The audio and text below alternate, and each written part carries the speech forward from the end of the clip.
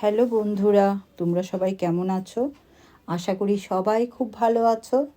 আমিও ভীষণ ভালো আছি। চলো আজকে আরও একটা নতুন রেসিপি নিয়ে এলাম। আর তার সাথে তোমরা অবশ্যই জানো আমি কিছু কথা তোমাদের সাথে শেয়ার করি। আজকেও ভালোবাসা নিয়ে কিছু কথা তোমাদের সাথে শেয়ার করব।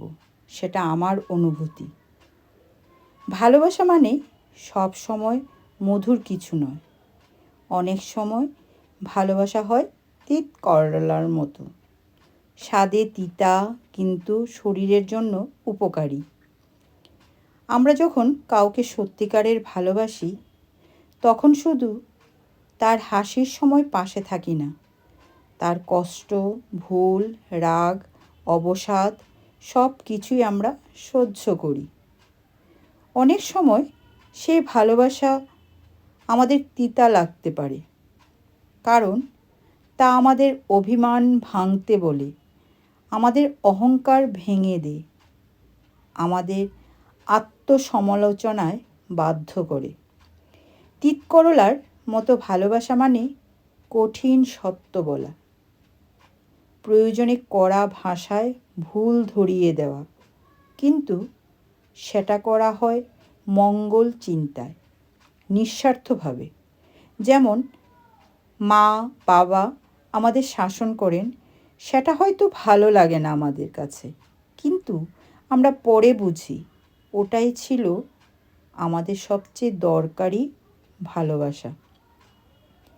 আর এই তিতা ভালোবাসা অনেক সময় আমাদের জীবন বদলে দেয়। কেউ যদি আমাদের তিতা সত্যটা না বলতো, হয়তো আমরা কোনো দিন বদলাতামই না।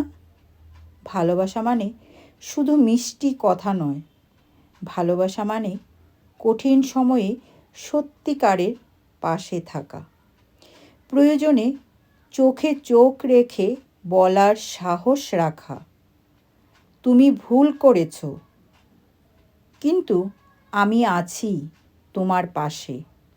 তাই তিত করলার মতো ভালোবাসাকেও সম্মান করতে শিখুন, কারণ ওই তিত স্বাদটাই হয়তো একদিন আপনার জীবনকে অনেক অনেক সুস্থ ও সুন্দর করে তুলবে।